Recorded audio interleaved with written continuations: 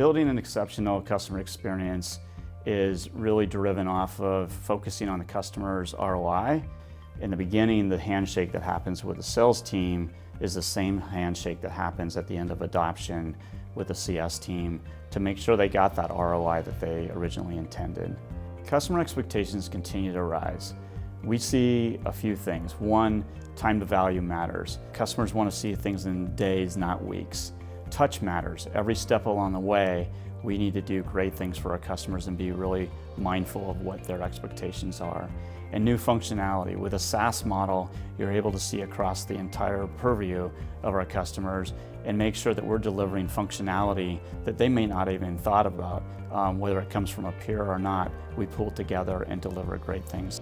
What brought me to Druva is that Druva is a clear disruptor in the data protection space. What that means to me is that we're allowing and helping customers to save money, allowing them to free up budget for other things in their business, that we're making it easier for them to use and helping them with the ever-evolving compliance issues.